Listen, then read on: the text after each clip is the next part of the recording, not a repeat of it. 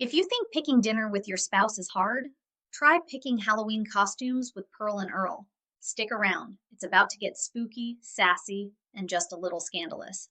It was a crisp October afternoon when Pearl decided they were going costume shopping. Earl didn't so much agree as he did lose the argument. He shuffled behind the cart, grumbling, Pearl, Halloween's for kids and people who still got cartilage. I'm fresh out of both. Pearl didn't miss a beat. Oh, hush, Earl. You said the same thing about Valentine's Day, and you still ate the chocolates. Earl smirked.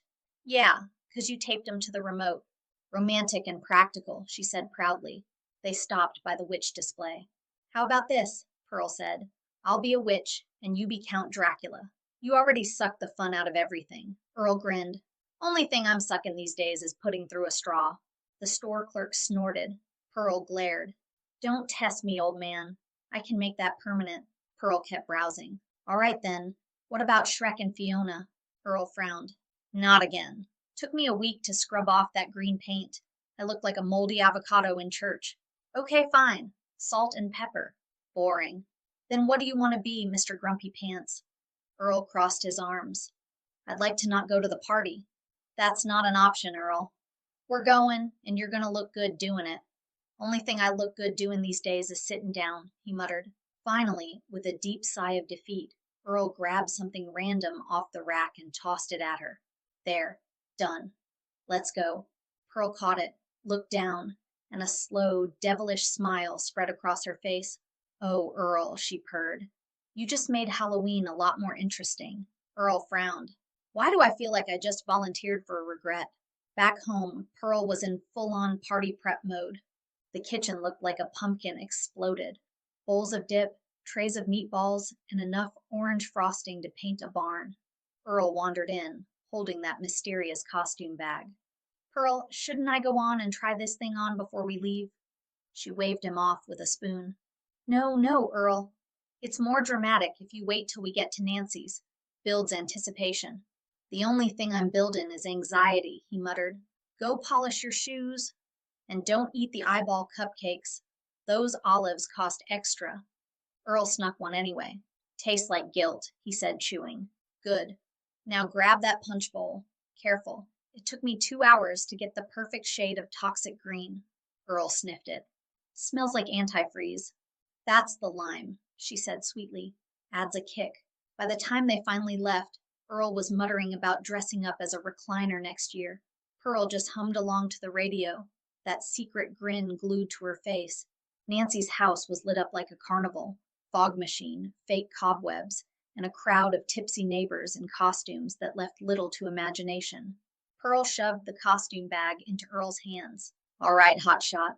Bathroom's that way. Time to suit up.